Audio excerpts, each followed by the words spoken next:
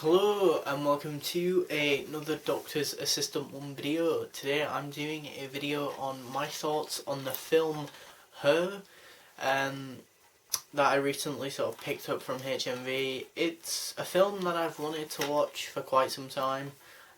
Here's the DVD, woo! And that, which is kind of weird that I've wanted to watch this film for a while because I haven't actually, I have seen the film. It's just I don't really remember seeing, I don't really remember like seeing it advertised or knowing. I can't remember how I came about sort of it being a thing, if that makes sense. Like, I don't remember me seeing an advert for it on the TV or on YouTube or whatever. Like, maybe I saw a picture of someone's like review, like a thumbnail of a movie reviewer reviewing the film, maybe, I don't know. But after all these what feel like years have gone by of me wanting to watch this film again, Her, and that, I finally have. And yeah, it's a decent enough story. I think the reason why it's won Best Original Screenplay and Best Screenplay probably because it's quite I can imagine it being well received, yeah, like sort of critically. I can't imagine financially it did a lot. Like it got a lot of money, you know. It's obviously it's not like a big blockbuster movie like an Avengers film or a Star Wars film, but you know, it isn't trying to be, you know. I think I'm kind of glad in retrospect I didn't watch it with my mum, because that would have been super awkward, because there is quite a few sort of more scenes of passion, let's say, I guess. I don't know, I mean, they're not even always sex scenes, which is even the weirder thing. Like, the movie, I feel like, is very much trying to make a commentary on like this sort of very digital, very sort of disconnected world that this character lives in. Because what's interesting is that it's never stated, one, what year it is in the film, or two, where this film is located. Like, they never say, oh, we're in New York City, or, you know, like, there's never like a panning shot over a TV and the news is on and that, and there's some sort of catastrophe happening and it says that it's happening in New York or wherever.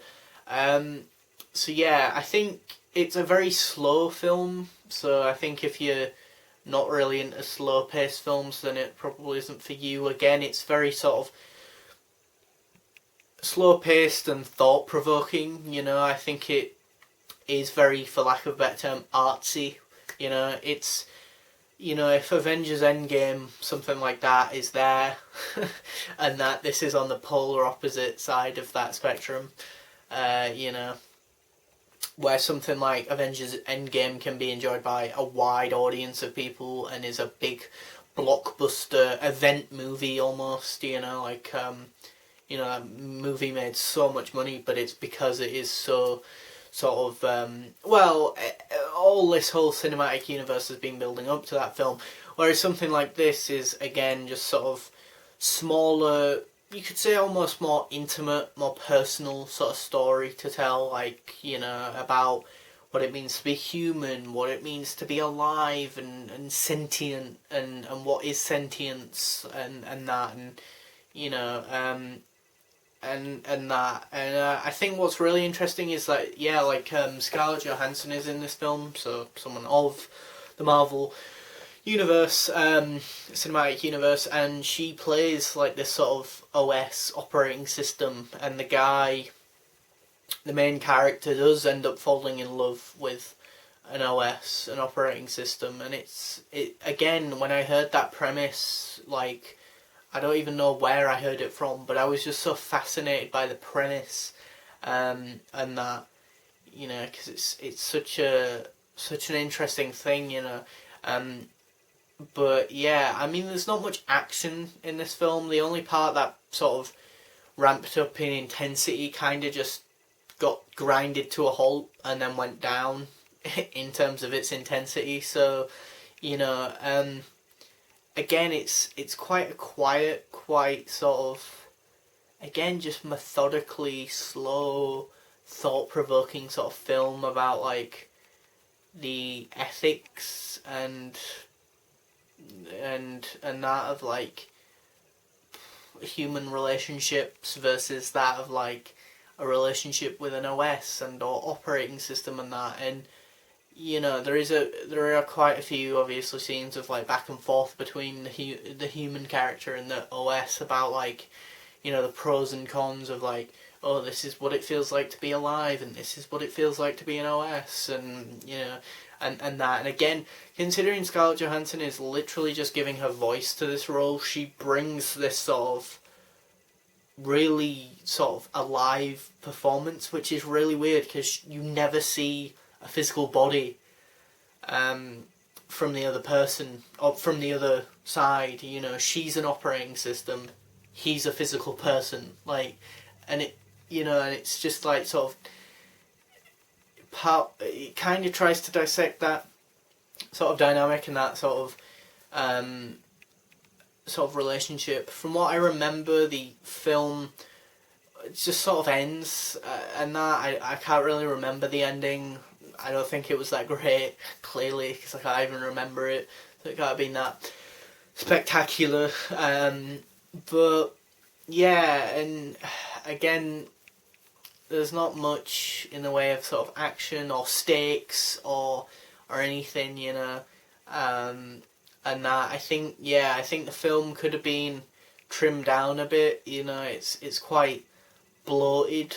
You know, like I think they could have maybe done some more interesting things. There are some side characters and some other people and that who do, you know, obviously comment on it, and everyone seems to have different thoughts and opinions on it and that. And it's very interesting how in the background of practically every shot that has other people in the background of the main character, everyone's just on the phone, you know. Just no one ever really seems to be interacting with anyone else verbally, and it's very interesting. Like, you know, I think the person who wrote the screenplay for this was very much you know, making a sort of subliminal message there of, you know, everyone is very much either like that of the time that this film came out, or are going to be like that in the next 5-10 years, whenever this film came out, you know. And we are practically there, I guess, which is the worrying thing, I guess. I don't know, but yeah, and I just thought that was quite fascinating and interesting, really, you know. It's lit, and the lighting is always very interesting in this film, really, as well. Like, every outdoor scene kind of feels like the colour grading's very different. Like, it's weird to describe, really, or difficult to describe what I mean, but, like, feels quite sort of earthy, like it's got an earthy texture to it. It's weird. I wonder if they did that on purpose. And likewise, in some of the indoor shots, there are interesting colour schemes and lighting choices and that. So again, you could argue it's trying to be quite artistic-y and you know, sort of not fan film, but you know, more sort of classy a film, as opposed to something that, as I say, is like a big Hollywood blockbuster, you know, sort of popcorn fest of a sort of film with no real sort of substance. It's, you know, something like Avengers Endgame again is style over substance, you could say, as opposed to something like this, where this has a lot of you know, maybe a bit more substance, less on the style maybe, but I don't know. But yeah, those were my thoughts on the film Her. Please do tell me what you think about the film down below, of course, if you've seen the film. So yeah, thanks for watching, comment, rate and subscribe.